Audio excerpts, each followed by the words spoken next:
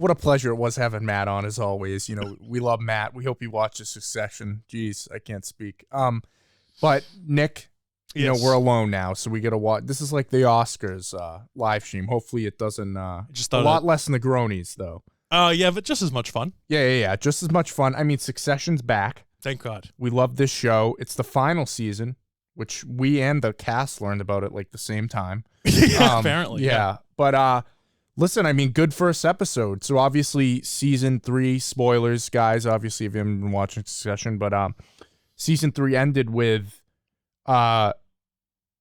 Logan kind of going after buying Gojo, which was the company that Skarsgård, I forget his character's name. Yeah, he's like a Portnoy kind of character. Yeah, a little Elon action too, I could see. Yeah. And then he kind of did that, you know, the potential of selling Waystar to him. And he did that behind the back of Kendall, Shiv, and Roman. So he hasn't done it officially yet. Right, but they didn't know about it was in discussion. Yes, and then they totally were undercut because their shares of voting shares or whatever were in contract with their mom, who sold them out for a piece of property with the divorce papers, which was. And then obviously the only reason that happened though was because someone told Logan, it was Tom. that they were coming, and it was Tom. And I love that moment so good because it's the final moment where Tom is done taking shit from everyone, Shiv, everyone. He's like, I'm doing this to further my career and further my relationship with Logan. So that was a badass moment from Tom. The more this show goes on, the more I like Tom as a like when I talk about character development and everything else, he is such a well-rounded. Acting in this show is hands down the best acting I think I've ever seen on a character. Yeah, because he's not really like that. No, but if you just hear like the inflection, the hesitation, because he's so nervous when he talks to Greg about certain thing, he's so brilliant, man. This guy is so good. Yeah. Go ahead. But yeah, so obviously that's where we left off. Big cliffhanger there, and we open up. It seems like I don't know how much time has passed, but at least like a few months I think have passed in between. But we're down to the last 2 days before the Gojo deal. Yes. So now we have Logan, Roman, Tom, and Greg are on one side, and we have the siblings all together, other than Connor. Connor's, you know, still pursuing the presidential campaign, which is funny. I'm sure that's going to, you know, come to a conclusion too at the end there. But Kendall, Shiv, and Roman are together, and now we have this big face-off because they've never been together. They've never been unified. It's always been Kendall on his own. And I think they're all just sick of Logan playing around with them and stuff. So it's cool that we finally have this big thing, which looking back was kind of the setup from the beginning. You know, Logan's always been the big guy they have to take down. So they want to start a new company. They were fiddling around with the names. I think they've settled on New Gen Roy's, right? Is what they're going to call themselves. 100. Right, that was the first one. I forget if they changed it or not. But yeah, there's something like that. I mean, so if you look back over the whole series, season 1 was Kendall's chance or Kendall's drive to be CEO of the company failed. Season 2 was Shiv's. Season 3 is Roman's. Yeah, and they all fail. Or in Logan's eyes, they all fail. That's a good point. Yeah, right? I didn't think of it. Oh yeah, I'm so obsessed, dude. I love this show. I think it's very interesting that. Because of, I think Logan kind of realizes that he's given his kids everything. They've never really had to work for anything, and he's trying to mitigate their spoiledness with the insults and the psychological warfare and everything else, and it clearly doesn't work with any of them. Interestingly enough, though, with that being said, the characters still mature and arc and kind of because if season 1, episode 1, Kendall almost said Kendall Jenner, Kendall Roy is such a prick. He is the daddy's boy. Daddy owns the company, so I'm going to take over someday. I'm the oldest son, whatever, right? Even though Connor's the oldest son. That's a great scene when he says, "I'm the oldest son." Yes, that's a great scene, dude. But he fails miserably. Because of, you know, his father and the drug addiction and everything else that he has going on with him. Shiv thinks that she's entitled. The fact that Shiv would even like try and go for the CEO position shows how spoiled she is. Yeah. She has nothing to do with the company at all and never has. And Roman is a big child. I mean, he's just a grown adult, but I think, child. to your point about the arcs, I think Roman's had the biggest arc out of anyone because That's in exactly season where I was 1, going. he would never say anything against Logan. Yeah, when they do the vote of no confidence. Yeah, and now finally we saw in this episode Roman, and kind of in the last end of season 3. Yeah, he finally stands up to him. Yeah, and he's like, "Please, we're asking you, just don't do this." Right. And it's a great, it's a really cool moment, and they now kind of at the end of season 3, all kind of really understand and feel how Kendall felt at the end of season 1.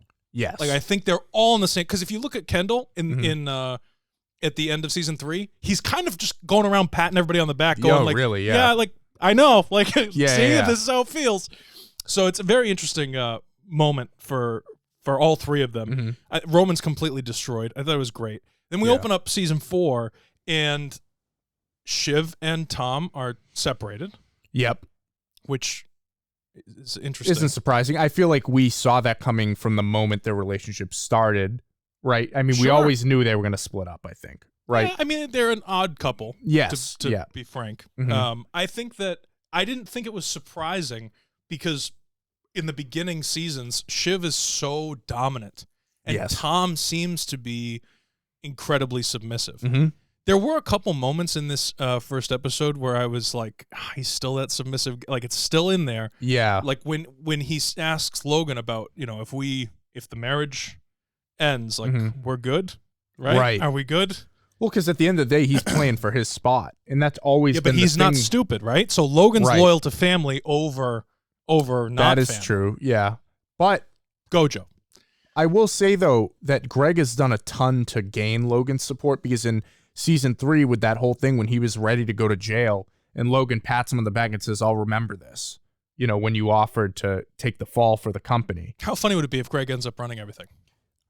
We can talk about that. Well, yeah, it's the first episode of the last season. Let's do predictions. I mean, I wouldn't be surprised if Tom and Greg are up top. So well, I think I could be wrong, but I think it's going to have to be blood, right? So I think that if it's anybody wild card pick, it would have to be Greg. Yeah, because he's blood, and that's just like my view of Logan as a character. I just don't think he would give that much power to Tom. I just don't think he would. Tom, let's be honest here. Tom has a great character arc. He's an awesome he's not character. Fit to be CEO. He's not a CEO, man. He's not. No. Head of cruises, maybe. Right. But but that's about it. Yeah.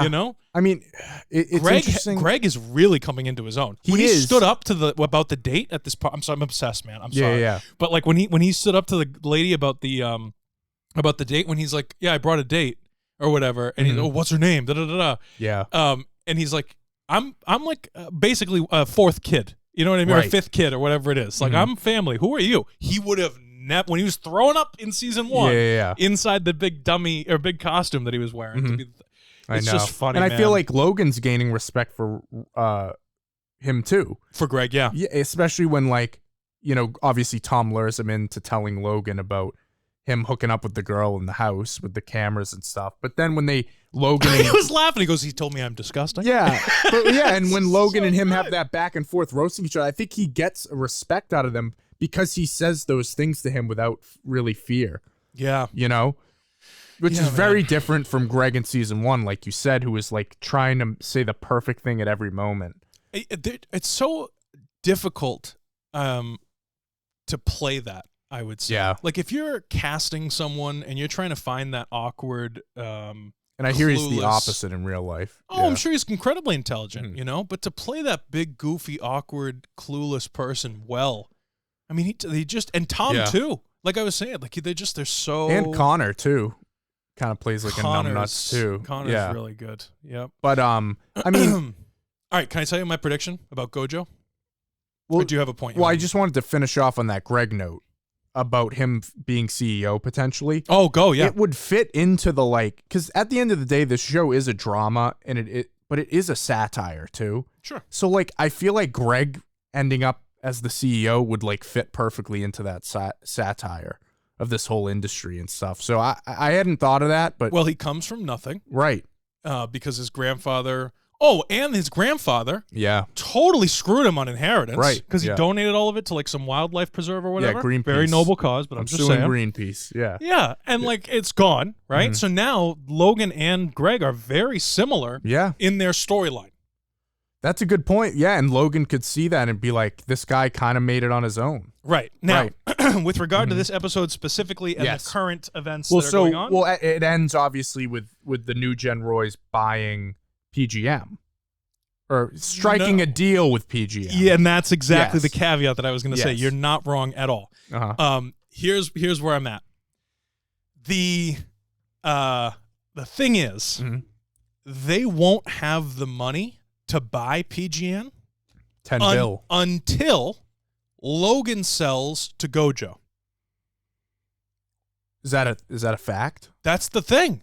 That's the whole thing. So they don't have any power to stop him from selling to Gojo. Right. They leave and say with the profits from the Gojo deal. Because they're on the board. Which is why, this is why this show is so fucking brilliant, man. Which is why Logan doesn't say congrats on the PGN deal. He says congrats on saying the highest number. Yes. That is, dude, it is so brilliant. So here's where I think that he's going to try and screw all the kids this season, or at least this early on in the season, right? He is going to do something along the lines of, like, okay, so once you make a deal, once the lawyers are involved and you make a deal and you sign the contracts, like it's held up. You can hold it up in court, right? Now he's obviously going to swoop in and save the day because he's Logan and he's you know, he creates the chaos and then he says he always wins. Yeah, because he creates the chaos and then also solves the problem. Yes, because he's the one he's the mastermind, right? The puppeteer. So now he's going to be like, great, you want to go ahead? Where's your 10 billion? Yeah. And because if something doesn't happen, because it's very within his character to be like, you know what, I don't think I'm going to sell to Gojo. Oh, you know, it's like it totally see that happening. He doesn't like their values. Or again, though, we don't know what happened between him and Skarsgård when Roman leaves. Right. That when they leave the meeting too, so we don't know what they talked about there. Right. And they haven't told us yet. So right. Who knows? I know. This show is I'm so happy that we're reviewing this, man. And I'm so happy. I know we're like disappointed that it's ending, but I'm happy that they have an end goal and they're doing it, because the best shows have ended when they know it's time to end. Breaking Bad, Sopranos, all of them had an end goal, and this is, to me, is like I wouldn't have been surprised if they were going more seasons, but now that they've said it, it seems like this is it. You know, now the kids are against him, and this is the final battle. Yeah, you know, it's a good setup. I have a question for you, and I want your opinion on this. Now, Logan, great character, as we all know. He's getting just a little long in the tooth, I would say, with regard to his age. Does he make it to the end of the series? I was wondering that too.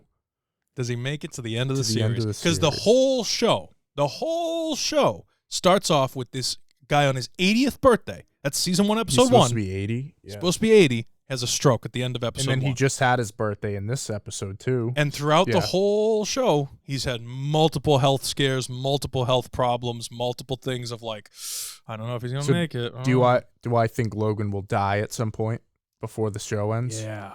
There's something, and I think that if they're gonna do that, it's gonna have to be at like a weird, just like Logan Roy. It's gonna have to be in a weird out of left field moment where he's like on his way to do something else, and then doesn't show up or something. I'd say probably. You think so? I think, yeah. And then the company, gets transferred based on a will reading of some sort, or?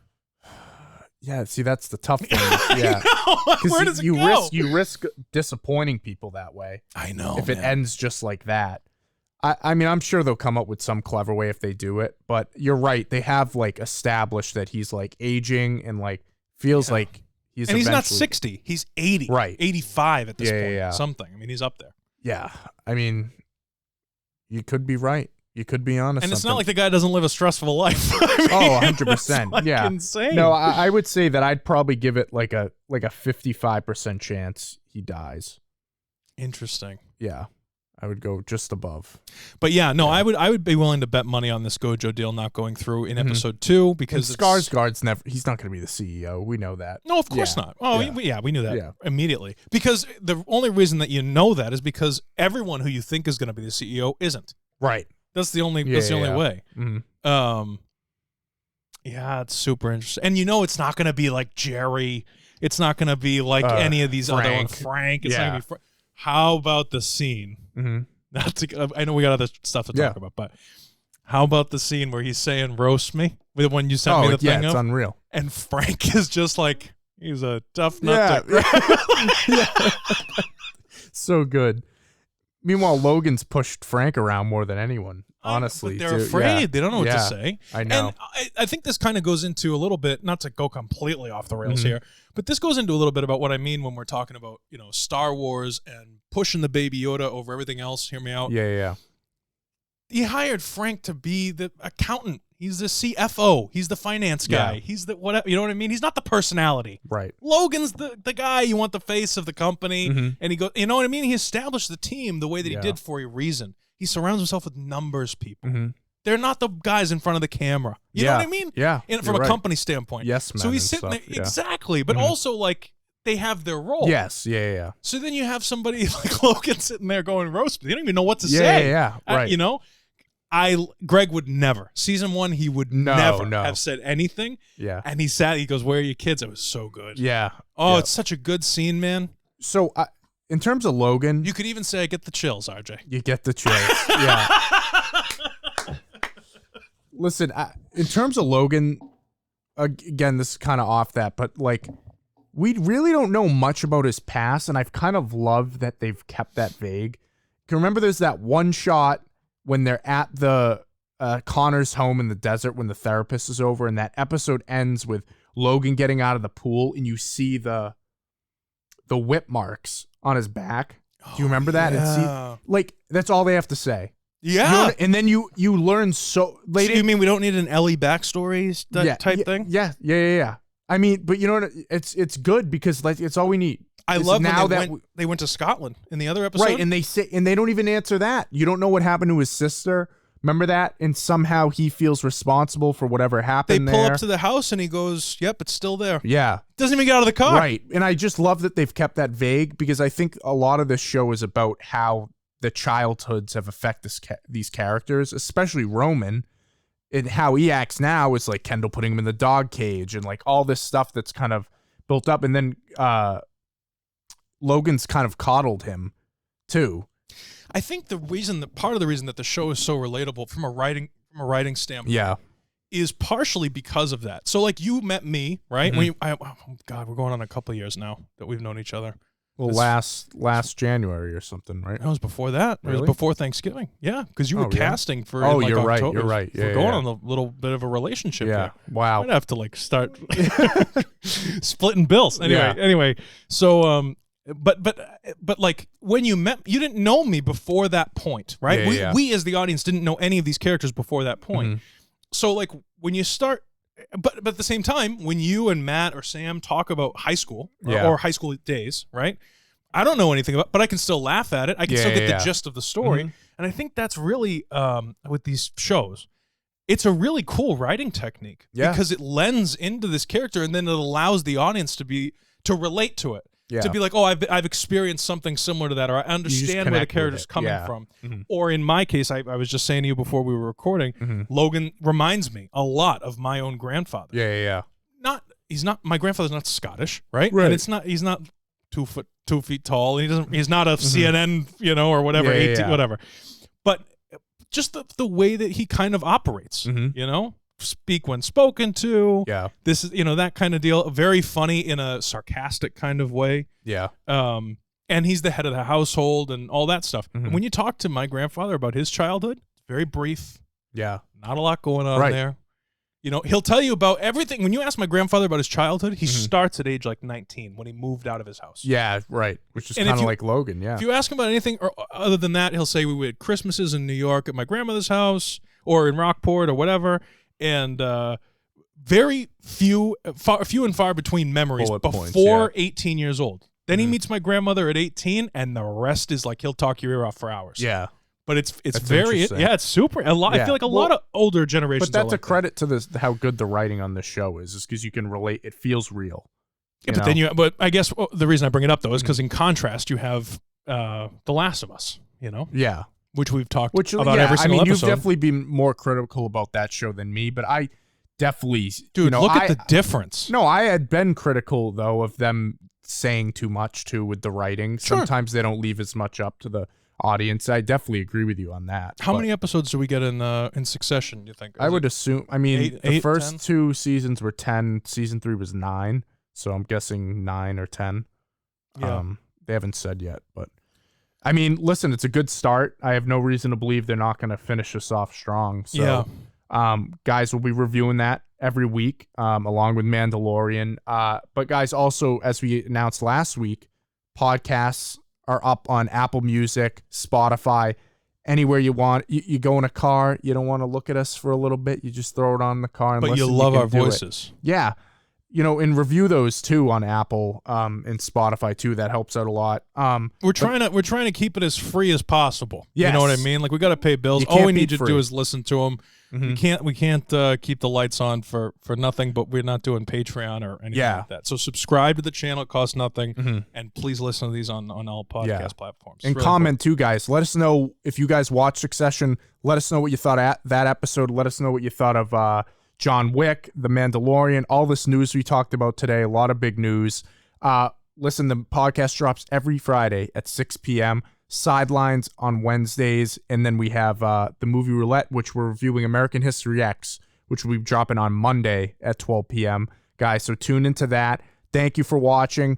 We appreciate it. Like, comment, subscribe. We'll see you next week. How you doing?